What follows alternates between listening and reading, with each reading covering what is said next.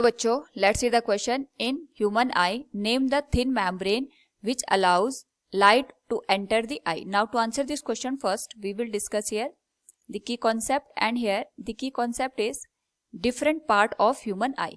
तो जब हम बात करते हैं यहाँ पे डिफरेंट पार्ट ऑफ ह्यूमन आई की, तो सबसे पहले हमें ये अंडरस्टैंड करना होगा कि जो ह्यूमन आई होता है ये अपने आप में नेचुरल ऑप्टिकल इंस्ट्रूमेंट होता है, जिसकी हेल्प से हम यहाँ पे सराउंडिंग के ऑब्जेक्ट्स को क्लियरली देख पाते हैं.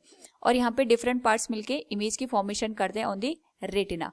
तो डिफरेंट पार्ट को अगर हम यहाँ पे अंडरस्टैंड करें, तो जो सबसे आउटर मोस्ट पोर्शन होता है इसको हम कॉर्निया का नाम देते हैं, जो कि अपने आप में यहाँ पे ट्रांसपेरेंट होता है.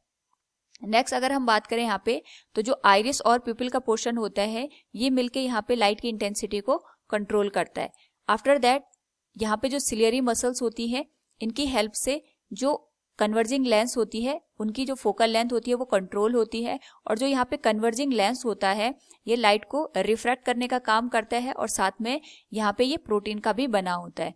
नाउ यहाँ पे जो इमेज बनती है वो रेटिना पे बनती है, और यहाँ पे जो रेटिना पे इमेज बनती है उसको ऑप्टिकल नर्व के थ्रू सेंस करके ब्रेन तक पहुंचाया जाता है.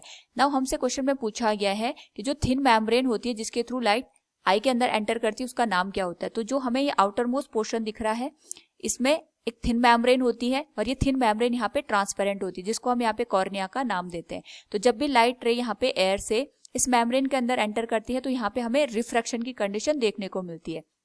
नाउ इस पर्टिकुलर केस में जो ये रिफ्रैक्शन अकर होता है ये अदर रिफ्रैक्शन से सबसे ज्यादा हमें यहाँ पे देखने को मिलता है. और यहाँ पे जो ये कॉर्निया का पोर्शन होता है ये आउटर मोस्ट पोर्शन होता है of the human eye. So from the given question we can say in human eye name the thin membrane which allows light to enter the eye is known as cornea. Hope all you understood it. Thank you and best of luck.